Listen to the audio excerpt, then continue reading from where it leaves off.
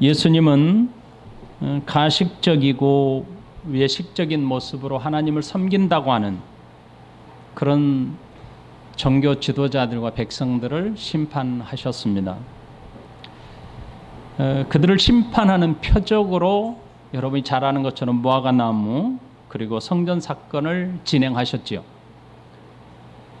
당시 백성들의 삶이 얼마나 잘못되었는지, 얼마나 안타깝고 슬픈 일이었는지 20절부터 26절까지 잘 밝혀주셨습니다. 우리가 지난주에 살펴보았던 것처럼 선지자 말라기를 통해서 성전에서의 예배가 얼마나 타락하고 있었는지 말씀하신 이후에 하나님은 백성들이 드리는 예배를 거절하셨습니다. 받지 않으셨다는 뜻이죠. 백성들은 잘못된 예배를 지속해서 드리면서도 그들은 하나님께서 우리의 예배를 받으신다라고 착각하고 그렇게 생각해 왔습니다. 이것은 마치 잎만 무성한 무화과나무와 같았고, 성전에서 예배드림은 있었지만 사람들이 많이 왕래하고 있었지만 하나님의 뜻과는 거리가 먼 삶의 모습과 같았습니다. 예수님은 제자들과 함께 성전에 들어가셨습니다. 당시 성전 안에는 이방인의 뜰이 있었고 그 이방인 뜰 양편에는 크고 웅장한 기둥으로 되어 있는 복도 형태의 모습이 된 양옆에 그런 공간이 있었습니다. 주로 랍비들은 복도의 그 기둥 사이를 거닐면서 말씀을 가르치는 장소로 사용했습니다. 예수님도 성전에 들어가셔서 바로 그런 장소에 지금 거닐고 계셨다, 이렇게 기록합니다. 27절 말씀에 보면 그들이 다시 예루살렘에 들어가니라 예수님께서 성전에서 거니실 때에 대제사장들과 서기관들과 장로들이 나와, 이렇게 기록합니다. 오늘 우리가 함께 읽었던 마가복음에서는 예수님께서 예루살렘에 들어가고 그리고 성전에 들어가셨다고 그랬어요. 그리고 그 성전 안을 거니셨다고 기록하고 있습니다. 다른 복음서인 마태복음과 누가복음, 오늘 본문의 병행구절인 이 말씀에서는 다르게 기록되고 있는데 예수님이 가르치셨다고 기록합니다. 마태복음 21장 23절, 예수께서 성전에 들어가 가르치실세 대제사장들과 백성의 장로들이 나와, 이렇게 기록합니다. 누가복음 20장 1절에도 하루는 예수께서 성전에서 백성들을 가르치시며 복음을 전할세, 이렇게 말합니다. 이 모든 말씀들을 종합해 보면 예수님은 예루살렘 성의 가운데 있는 성전산, 바로 성전으로 가셨습니다. 그리고 아까 말한 것처럼 이방인들 양편에 있는 기둥으로 되어 있는 복도 형태의 장소를 거닐면서 복음의 말씀을 가르쳤던 것입니다. 예수님께서 성전에서 하나님의 나라의 복음을 가르치고 계실 때에 대제사장들과 서기관과 장로들이 예수님을 찾았습니다. 이들은 당시 종교 지도자들입니다. 오늘날 국회에 해당하는 사내들인 공회에 속한 사람들이었습니다. 당시 사내들인 공회는 유대 지역을 총괄하는 자치기구였습니다. 왜냐하면 예수님 당시 팔레스타인은 로마 지배 아래 있었잖아요. 로마 지배 아래 있었지만 로마는 각 자치기구를 형성할 수 있도록 만들도록 허락했습니다. 이를 통해서 로마는 효율적으로 점령지를 관리할 수 있었고 통치할 수 있었습니다.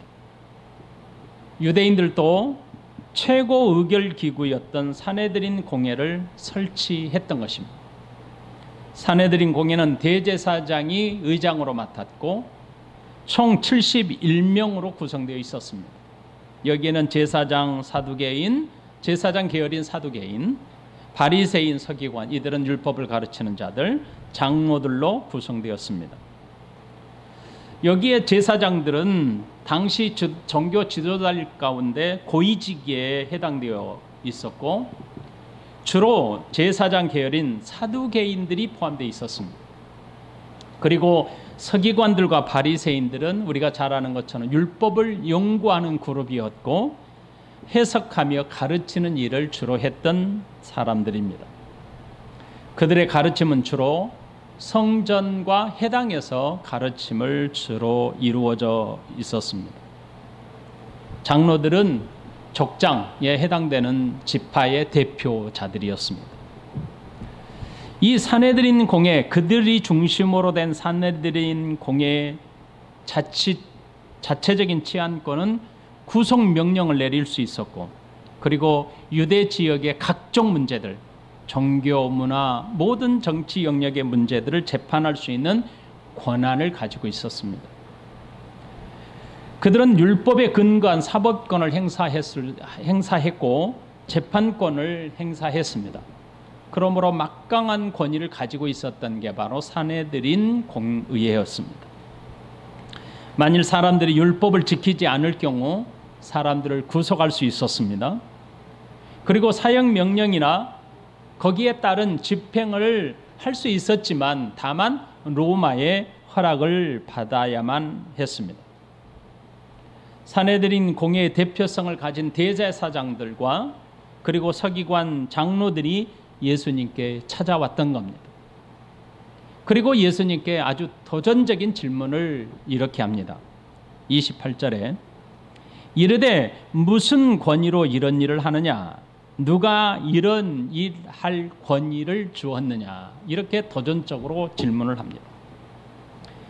예수님께 찾아온 그들은 성전에서 상인들을 내쫓고 의자를 둘러 엎으셨던 예수님께서 성전에서 행하셨던 그 사건들, 그리고 오늘 성전을 거닐면서 복음을 가르치신 이 문제를 삼았던 겁니다. 도대체 그들은 예수님께 찾아와서 도대체 누구로부터 이런 일을 행할 수 있는 권위를 받았느냐라고 따져 물었던 겁니다. 예수님께 무슨 권위로, 아니면 누가 너한테 이런 권위를 주었느냐, 그래서 이런 일을 당당하게 하느냐라고 물었던 것입니다. 오늘 본문에서의 권위는 다른 말로 번역할 수 있는데 그것은 바로 권세입니다. 그들은 예수님께 누구로부터 이런 일을 할 수 있는 권리를 받아서 하는지, 너한테 어떤 권세가 있어서 일을 하는지 따져 물었던 것입니다. 오늘 본문에서 권위로 번역되어 있는 이 권위는 어떤 일을 할 수 있도록 정당성을 인정받은 권세를 뜻합니다. 예수님께서 성전을 심판하신 것은 우리가 잘 아는 것처럼 사람으로부터 허락받아 행하신 권위가 아니었습니다. 예수님은 하나님으로부터 보내심을 받았고 삼위일체의 하나님 되신 그 권위로 직접 성전을 심판하신 것이고 무화과 나무를 심판하신 것입니다. 그러므로 성전에서 판매하는 자들의 의자를 둘러엎으셨고 채찍을 들어 내쫓으신 겁니다.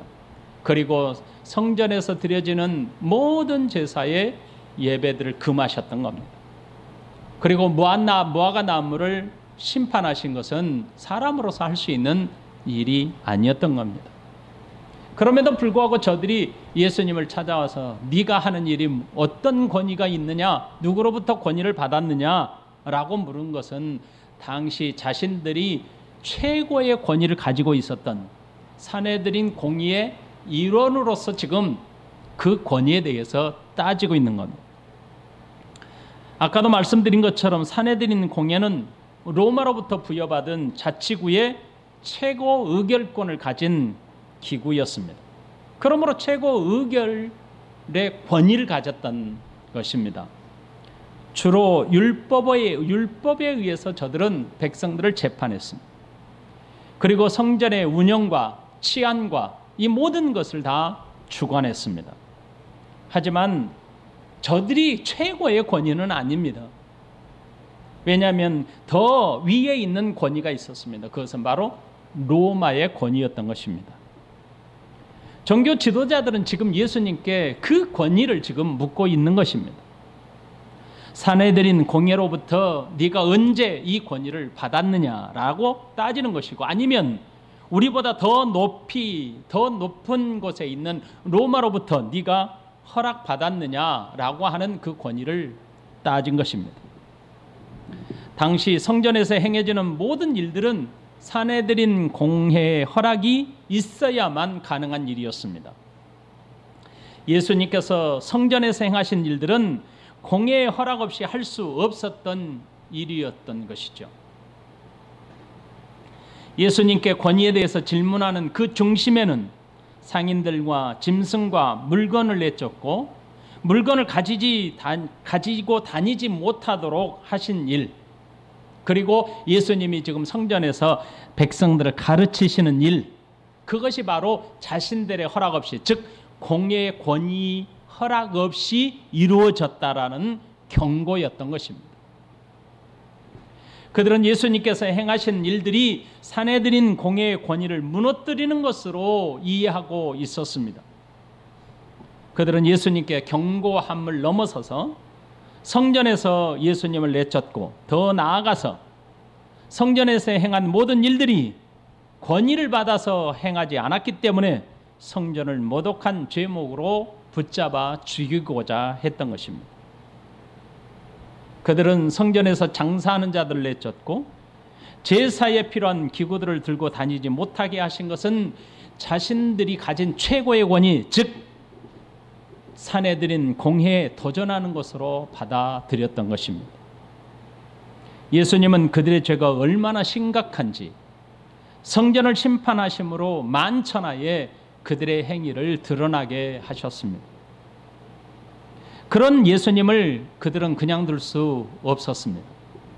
그래서 자신들이 최고의 권위를 가졌다라고 생각하는 사내들인 공회의 권위를 통해서 예수님을 체포하여 죽이고자 했던 것입니다.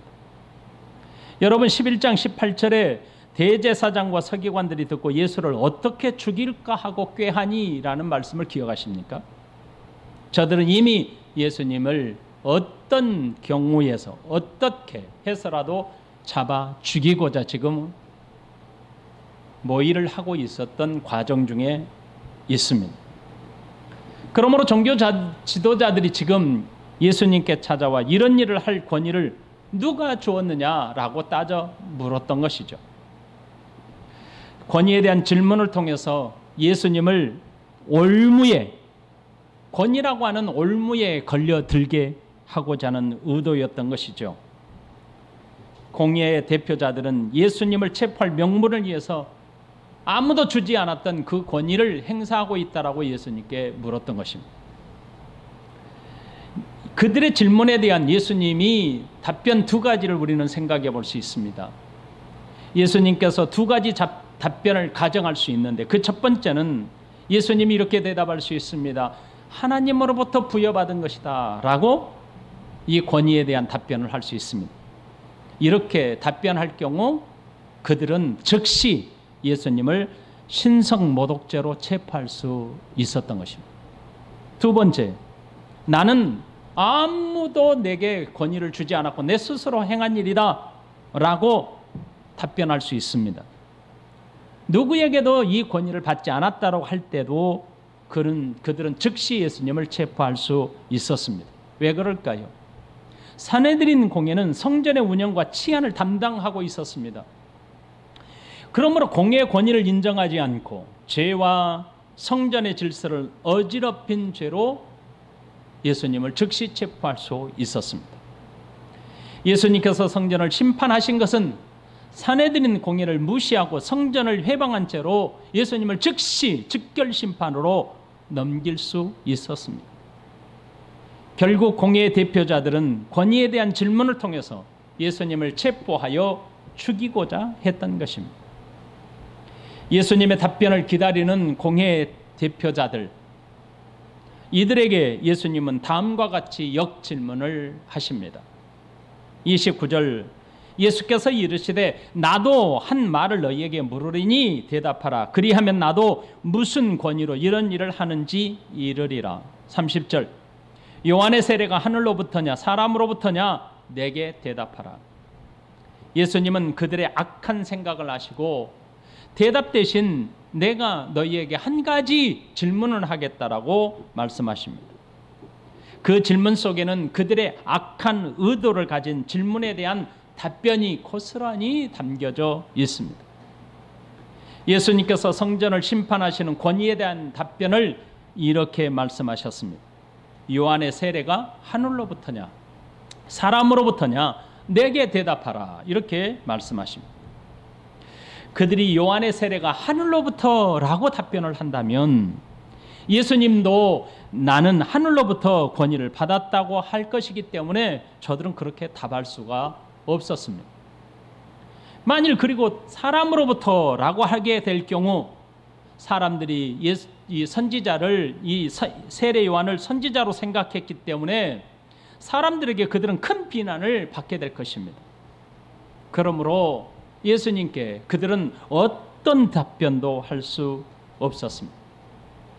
그들의 생각이 어떠한지 이렇게 기록하고 있습니다. 31절 그들이 서로 의논하여 이르되 만일 하늘로부터라 하면 어찌하여 그를 믿지 아니하였느냐 할 것이니 32절 그러면 사람으로부터라고 할까 하였으나 모든 사람이 요한을 참 선지자로 여김으로 그들이 백성을 두려워하는지라. 종교 지도자들은 예수님의 답변적 질문에 매우 당황했습니다. 그래서 그들은 서로 의논합니다. 우리가 하늘로부터라고 하면 어떨까? 그렇다면 어찌하여 그를 믿지 아니하였느냐? 라고 책망을 받을 것이 분명하다. 이렇게 저들은 의논을 하였습니다. 만일 저들이 세례 요한의 세례가 하늘로부터라고 한다면 세례 요한의 증거를 통해서 저들은 큰 책망을 받게 됩니다. 왜냐하면 세례 요한의 증거가 있었습니다. 세례 요한은 말하기를 자신보다 훨씬 뛰어난 분이 계시다라고 예수님을 사람들에게 소개하지 않았습니까? 세례 요한의 증거를 보십시오. 나보다 능력 많으신 이가 내 뒤에 오시나니 나는 굽혀 그의 신발끈을 풀기도 감당하지 못하겠노라. 나는 너희에게 물로 세례를 베풀었거니와 그는 너희에게 성령으로 세례를 베푸시리라. 마가복음 1장 7절부터 8절 말씀입니다. 또한 요한의 세례가 하나님으로부터 왔다고 할 경우 자신들의 어리석음이 만천하에 드러나게 됩니다. 왜냐하면 세례 요한이 참수를 당할 때 최고의 권위를 가진 종교 지도자들은 아무 말도 하지 않았습니다. 침묵으로 일관하고 있었기 때문입니다. 그렇다면 종교 지도자들은 사람으로부터냐라고 하는 답변을 할 수 있었습니다. 그래서 서로 의논했습니다. 사람으로부터라고 할까? 그런데도 문제가 있었습니다. 그렇게 되면 모든 사람이 세례 요한을 참 선지자로 여기고 있었기 때문에 밀란이 일어날까 두려웠던 것입니다. 누가복음에서는 구체적으로 이렇게 기록했지요. 사람들이 돌을 들어 자신들을 칠까 두려웠다. 이렇게 고백하고 있습니다. 그들은 세례 요한이 외친 회개를 거부함으로 스스로 독사의 자식이 되어버리고 말았던 것입니다. 결국 종교 지도자들이 예수님께 질문한 의도가 무엇인지 이렇게 답변함으로 다 고스란히 악함을 드러내고 있었던 것입니다. 그들은 바른 진리를 추구하지 않았습니다. 그저 올무를 놓아 예수님을 함정에 빠뜨려 죽이고자 했던 것입니다. 결국 그들이 내린 결론은 무엇입니까? 이것입니다. 33절 이에 예수께 대답하여 이르되 우리가 알지 못하노라. 종교 지도자의 답변은 어이없는 결론이었습니다. 요한의 세례가 하늘로부터냐라고 하면 왜 그의 증거를 믿지 못하느냐 책망을 받게 될 것이고, 사람으로부터라고 한다면 사람들로부터 선지자를 부정했다고 여기게 될 것이니 그들이 내린 답변은 하나밖에 없었죠. 우리는 알지 못한다. 여러분, 알지 못한다고 답변한 종교 지도자들의 이 답은 지금 그들의 입장이 어떤 형편에 놓여 있는지, 어떤 입장에 처했는지를 고스란히 알게 하고 있지 않습니까? 참으로 난처한 입장에 놓여지게 되었던 것입니다. 어느 쪽으로도 대답할 수 없는 입장에 처해지게 된 것입니다. 그러니 저들은 단지 우리가 알지 못한다라고 답하게 된 것입니다. 여러분, 당대 최고 지도자도 그룹 아닙니까? 당대 최고의 지식의 그룹 아닙니까? 최고의 권위를 자랑하던 자들 아닙니까?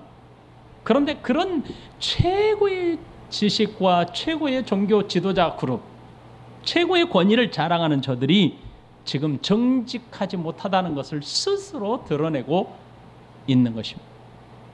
그들은 가식적이었습니다. 외식적인 것이었습니다. 속임수에 능했던 것입니다. 그들 스스로 어떤 권위도 인정하지 않겠다는 답변 아닙니까? 유대 공동체 안에서 최고의 의결기관으로서의 권위를 가졌지만 그 권위는 언제든지 변할 수 있는 지존의 권위가 아님을 스스로 지금 드러내버리고 말았던 것입니다. 그들은 하늘로부터 곧 하나님으로부터의 권위도 인정할 수 없고 자신들을 제외한 어떤 사람들로부터의 권위도 인정할 수 없다는 교만, 거만, 이것을 고스란히 드러낸 것입니다. 예수님은 그들에게 이렇게 말씀하십니다. 33절에 예수께서 이르시되 나도 무슨 권위로 이런 일을 하는지 너희에게 이르지 아니하니라 하시니라. 예수님께서 지금 말하지 않겠다고 하신 것은 그 말하지 않겠다는 그 말 속에 이미 답변이 다 들어있던 것입니다. 예수님께서 역으로 질문하셨던 그 질문 안에 이미 예수님이 답변을 다 하셨던 것입니다. 세례 요한이 신적인 권위를 가진 것과 같이 예수님은 이미 신적인 권위로 행하고 계심을 이미 증거로 다 보여주셨습니다. 그 증거, 그 표적이 무엇이라고요? 무화과 나무 심판 사건을 통해서 종교 지도자들, 종교 백성들을 심판하겠다는 표적으로 삼으셨고 예표하는 사건으로 삼으셨고 실제로 성전 안에 들어가셔서 성전을 심판하심으로 이 모든 것들을 다 확증하시지 않았습니까? 우리는 여기서 종교 지도자들이 제기한 권위에 대한 문제를 잠시 생각해 보아야 합니다. 그들이 제기한 권위에 대한 문제는 그들만이 가진 생각이 아니었음을 알 수 있게 합니다. 사람이 타락한 이후부터 계속해서 싸웠던 문제가 바로 권위에 대한 문제입니다. 하늘로부터 오는 권위를 우리는 절대적인 권위라고 말합니다. 지존의 권위라고 말합니다. 절대적 권위는 절대자이신 하나님만이 지닌 권위를 가리킵니다. 하지만 아담이 타락하게 될 때 사탄이 이렇게 도전합니다. 너희가 결코 죽지 않을 것이다. 너희가 하나님이 금지한 선악과를 먹게 될 경우 오히려 눈이 밝아 하나님과 같이 될 것이다. 사탄의 이 말은 하나님의 지존의 권위, 절대적인 권위에 대한 도전이었던 것입니다. 타락한 인류는 이 도전을 멈추지 않습니다. 결단코 멈추려고 생각하지 않습니다. 모든 역사가 종결 지을 때, 이 세상의 모든 역사가 종결 지을 때까지 이 도전은 결단코 멈추지 않을 것입니다. 인류의 역사는 끊임없이 하나님의 권위에 대항한 역사였습니다. 그것이 사람의 권위를 세우고자 했던 것입니다. 여러분, 창세기 4장 17절에 가인이 아내와 동침하여 그가 임신하여 에녹을 낳은지라 가인이 성을 쌓고 그의 아들의 이름으로 성을 이름하여 에녹이라 하였더라. 에녹성이라고 이름 지었습니다. 타락한 인류는 하나님의 권위에 순종하기보다 스스로 권위를 내세워 하나님을 대항하기에 바빴습니다.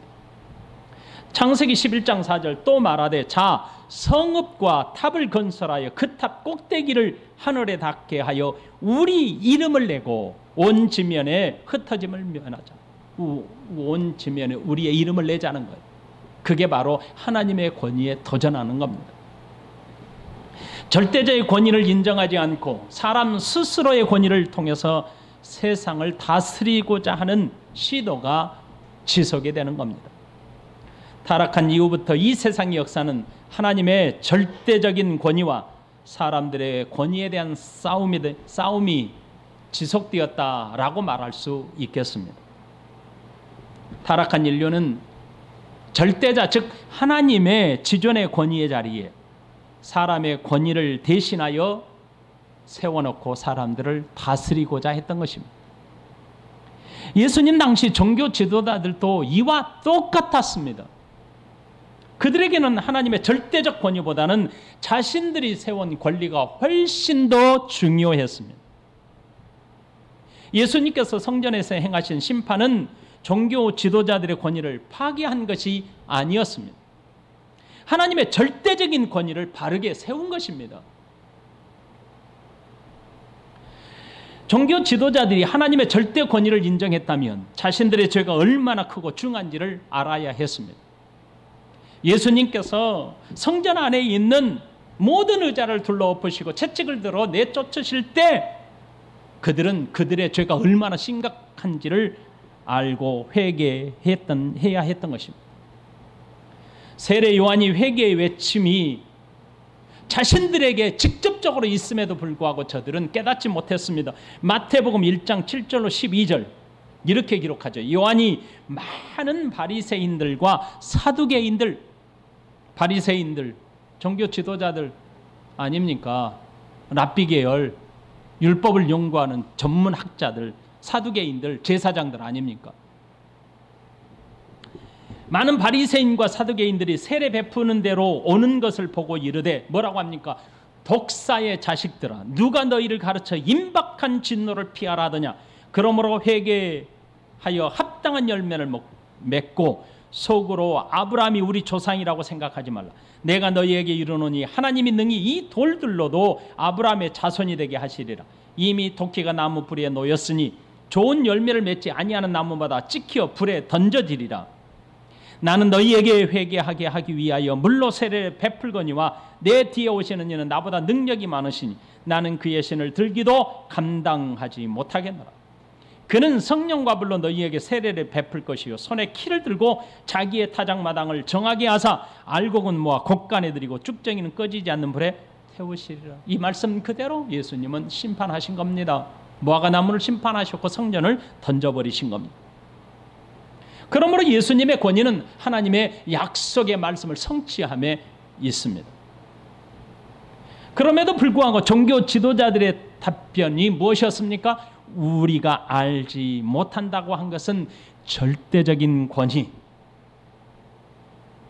하늘로부터 온 권위, 지존의 권위를 인정할 수 없다라는 의미 아니겠습니까? 세상과 땅의 권위는 하나님의 권위를 대신하고자 합니다. 타락한 종교 지도자들이 주장하는 타락한 권위가 지배하는 성전에는 하나님께 드릴 온전한 예배가 있을 수가 없습니다. 타락한 권위에 의해서 주도되어지는 예배는 하나님께 드려지는 예배가 결단코 아닙니다. 오직 사람의 권위에 따라 타락한 사람들이 드리는 종교적 행위만 있을 뿐입니다. 오늘날도 마찬가지입니다. 교회가 타락하면 그 안에 성도들의 타락한 예배가 드려지게 되는데 그 타락한 예배는 하나님과 관련이 없습니다. 종교적인 행위, 종교적인 행사일 뿐입니다. 사람의 권위는 돈과 권력 그리고 명예를 추구하게 됩니다. 타락한 사람의 권위가 성전에 득세할 때 하나님은 이렇게 말씀하셨습니다. 만군의 여호와가 이르노라. 너희가 내 제단 위에 헛되이 불사르지 못하게 하기 위하여 너희 중에 성전문을 닫을 자가 있었으면 좋겠도다. 내가 너희를 기뻐하지 아니하며 너희가 손으로 드리는 것을 받지도 아니하리라. 타락한 사람의 권위가 성전에서 득세하게 되어 타락한 예배를 드리게 되는 것입니다. 그런 예배를 하나님이 받으시겠습니까? 거절하시겠습니까? 세상 역사 속에는 때로는 사람에게서 난 권위가 하나님의 권위를 무너뜨리는 것처럼 보일 때가 많습니다. 세례 요한을 헤롯이 죽일 때가 그랬습니다. 예수님을 십자가에 못 박아 죽일 때가 그랬습니다. 사람의 권위가 하나님의 권위를 넘어서는 것처럼 지존의 권위처럼 보일 때가 있었습니다. 여러분 기억하십시오. 그러나 그들의 권위가 사라졌습니까? 세례 요한의 권위가 사라졌습니까? 나는 알지 못한다라고 저들은 말할 만큼 세례 요한의 권위는 여전히 살아 있었습니다. 오히려 더 강력하게 세워졌습니다. 당시 최고의 권위를 자랑하던 산헤드린 공회도 그 권위를 두려워했습니다. 세례 요한의 권위는 하나님으로부터 주어졌기 때문에 그런 것입니다. 예수님의 권위가 어떻습니까? 십자가에 피 흘려 죽으심으로 사람의 권위가 예수님을 죽였다고 승리했다고 할 수 있습니까? 아닙니다. 예수님의 권위는 성령 강림을 통해서 더욱 강력하게 세워졌습니다. 여러분, 세상의 권위는 종교 중심인 성전을 통해서 세워가기를 원합니다. 오늘날도 똑같아요. 타락한 목사, 타락한 성도, 타락한 장로, 타락한 집사, 타락한 권사들은 타락한 중심에 있는 성전을 통해서, 교회를 통해서 자신들의 권위를 세우고자 합니다. 하지만 하나님의 권세는 말씀 선포로 세워져 가는 겁니다. 예수님 당시 종교 지도자들은 자신들의 권위로 성전을 세웠습니다. 성전에서의 종교적 행위로 사람들을 관리했습니다. 예배를 드린다는, 제사를 드린다는 명목으로 사람들을 철저하게 관리했습니다. 절대자이신 하나님의 절대 권위에 순종해야 했지만 종교 지도자들은 자신들의 권위에 순종하도록 사람들을 강요했습니다. 어떻게 그것이 가능했습니까? 이것이 하나님께 받을 만한 재물이다. 이것은 하나님께서 받지 못할 재물이다라고 자신들이 판결하고 자신들이 정하여 놓고 사람들로 하여금 그 권위에 복종하게 한 겁니다. 성막이 지어지기 전에 백성들은 어떤 삶을 살았는지 기억하십니까? 하나님께서 언제 임하실지 몰랐어요. 그렇기 때문에 항상 저들은 예배를 드릴 준비를 하고 살았습니다. 언제든지 하나님께서 임재하시면 예배할 수 있도록 준비하며 살았던 사람들이었습니다. 이런 모습이 절대자이신 하나님의 권위를 인정하는 겁니다. 하지만 제단이 성막이 되고 성막이 성전이 되기 시작할 때부터 사람의 권위는 변질되기 시작했습니다. 사람이 짓게 된 성전에는 사람의 권위가 최고의 권위가 되어버리고 말았습니다.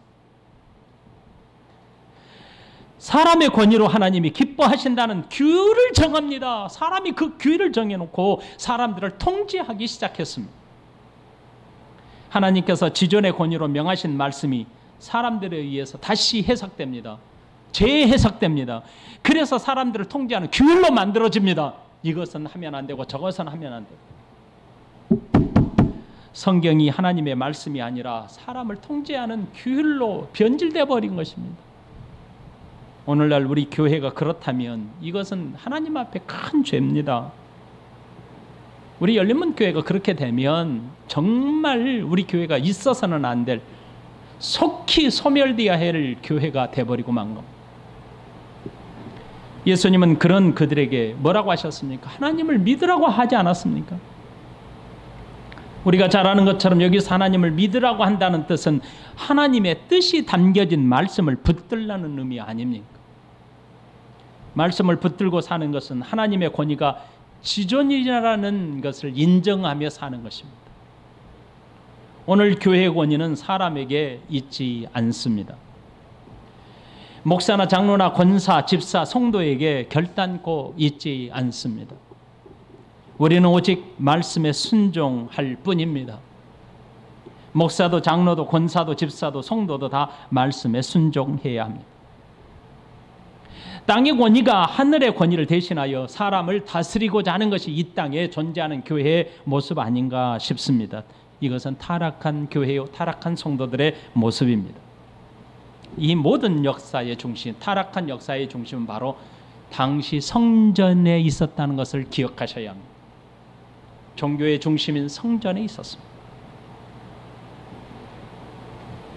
오늘날도 마찬가지입니다. 종교의 중심인, 예배의 중심인 교회에 있습니다. 교회 안에 누가 있습니까? 목사가 있고 장로가 있고 집사가 있고 권사가 있고 성도들이 있습니다. 누구든지 지존의 권위를 대신하여 그 권위를 입을 수 없습니다. 사내들인 공예와 같이 지도자 그룹의 그 권위는 하나님이 한 번도 주어지지 않았습니다. 그렇지만 그들은 성경을 부정하고 성전을 신격화했습니다. 그래야만 자신들의 권위가 신의 신적인 권위와 동등하기 때문에, 동등하다고 여기기 때문에 그렇게 한 것입니다. 자신들의 말이 하나님의 말이라고 권위를 입혔습니다. 하나님의 권위를 인정하는 것은 하나님의 뜻이 담긴 성경 말씀에 순종하는 것입니다. 말씀에 순종하고 합당하게 사는 것이 하나님을 믿는 일입니다. 이것이 지존하신 하나님의 권위에 순종하는 길입니다. 그렇게 하기 위해서는 성경이 바로 해석되고 각 개인에게 바르게 적용되므로 교회의 권위가 바로 세워지는 것입니다. 교회의 권위가 세워지는 것은 하나님의 지존의 권위가 바로 세워지는 겁니다.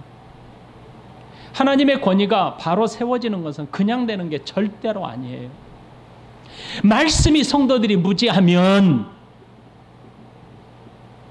사람의 권위가 득세하게 됩니다. 우리 여기 앉아있는 성도들 각 개인이 말씀에 무지해 보세요. 그러면 사람이, 어떤 사람이 나와서 이렇게 하라면 여러분 다 따라가요. 그게 바로 사람의 권위가 세워지는 겁니다. 그런데 여러분 모두 다가 다 말씀에, 바른 말씀에 충실하고 말씀에 순종하기를 원한다면 누구도 사람의 권위를 여기서 세울 수가 없어요. 목사의 권위가 어디가 있습니까? 여기에 목사의 권위가 말씀의 권위를 대신할 수 있습니까? 교황처럼, 교황 무엇을처럼 교황이 말하는 것이 성도들을 바르게 인도하는 말이라고 누가 그랬습니까?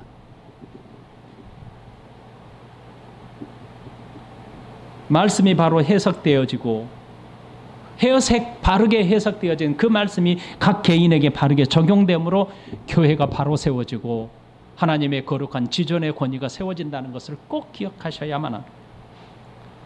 성경은 절대적인 권위를 가지고 있습니다. 왜 그렇습니까? 하나님이 절대적이라면 하나님의 말씀인 성경이 절대적인 권위가 아니겠습니까? 누구도 부인할 수 없는 일입니다. 예수님은 사람의 권위에 따라 지존하신 하나님의 권위를 부인하는 자들을 심판하신 겁니다. 그 예표가 무화과나무의 사건이고 성전 사건이었던 것이죠. 종교 지도자들은 하나님의 권위에 사람의 권위를 두었기에 말씀의 권위를 부정했습니다. 서기관은 말씀을 바로 해석하여 가르치는 것이 그들의 권위였던 것입니다. 제사장들은 말씀에 따라 백성을 중보하는 사명을 감당함에 그들의 권위가 세워지는 겁니다. 장로는 백성들을 말씀에 따라 섬기고 백성들을 바르게 다스림에 그들의 권위가 있었던 것입니다. 하지만 그들은 로마로부터 부여받은 자치 기구로서의 권위로 하나님의 권위를 대신했던 겁니다. 이것은 위로부터 난 권위가 아닙니다. 이로부터, 즉 지존하신 하나님의 권위보다 자신들의 권위를 우선시 여겼습니다. 성전은 있지만, 하나님께 드리는 예배의 형식은 있지만 지존하신 하나님의 권위에 사람의 권위를 입혀서 사람들을 통제하고 다스렸던 겁니다. 세례 요한이 하나님으로부터 보내심을 받은 선지자라고 하는 사실을 인정하면서도 하나님으로부터 부여받은 그 권위를 인정하려고 하지 않습니다. 그래서 알지 못한다라고 답변한 겁니다. 여러분들도 그렇잖아요. 우리들도 그렇잖아요. 나도 그렇잖아요. 인정하기 싫으면 뭐라고 답변하면 나 몰라요. 잘 모르겠는데요. 우리의 모습 아닙니까? 그렇죠? 인정하면 어떻게 됩니까? 회개해야 하는 것이죠. 솔직히 그래요.